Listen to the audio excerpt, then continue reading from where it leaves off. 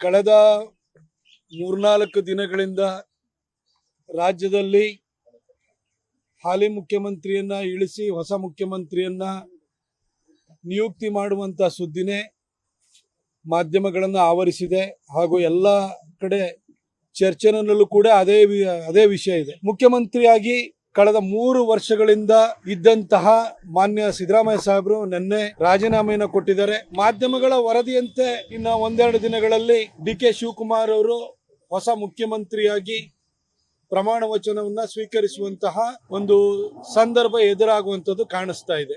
ಕಳೆದ 3 ವರ್ಷಗಳಿಂದಲೂ ಕೂಡ ಸಿದ್ದರಾಮಯ್ಯ ಸಾಹೇಬರ ಸರ್ಕಾರದ ಬಗ್ಗೆ ಸಾಕಷ್ಟು ಟೀಕೆ ಟಿಪ್ಪಣಿಗಳನ್ನು ಮಾಡಿದ್ದೀನಿ. ಅವರ ಆಡಳಿತ ವೈಖರಿಯ ಬಗ್ಗೆ, ಅವರ ಸರ್ಕಾರದ ಧೋರಣೆಯ ಬಗ್ಗೆ, ಓಲೈಕೆ ಬಗ್ಗೆ, ಈ ತರ ಬಹಳಷ್ಟು ವಿಚಾರಗಳ ಬಗ್ಗೆ ನಾನು ಕಟುವಾಗಿ ಟೀಕೆಯನ್ನು ಕೂಡ ಮಾಡಿದ್ದೀನಿ.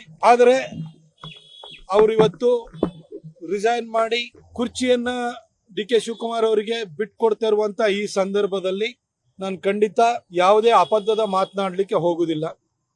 ಯಾಕಂದ್ರೆ ಅವರು ಆಡಳಿತದಲ್ಲಿ ಇದ್ದಾಗ ಏನೇನು ಹೇಳಬೇಕು, ಏನೇನು ಟೀಕೆಗಳನ್ನ ಮಾಡಬೇಕು ಇವೆಲ್ಲ ಮಾಡಾಗಿದೆ. 3 ವರ್ಷಗಳ ಹಿಂದೆ ಮುಖ್ಯಮಂತ್ರಿ ಆದಾಗ ಬಹಳ ಸಡಗರ ಸಂಭ್ರಮದಿಂದ ಅಧಿಕಾರವನ್ನ ವಹಿಸಿಕೊಂಡಿದ್ರು, ಮುಖ್ಯಮಂತ್ರಿಯಾಗಿ ಜವಾಬ್ದಾರಿಯನ್ನು ವಹಿಸಿಕೊಂಡಿದ್ರು. ನಿನ್ನೆ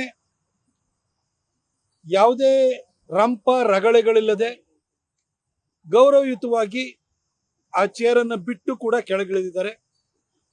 ಅವರ ಮುಂದಿನ ಜೀವನ ಬಹುಶಃ ಅವರು ರಾಜಕೀಯದ ಕಡೆಯ ಕಾಲಘಟ್ಟದಲ್ಲಿದ್ದಾರೆ.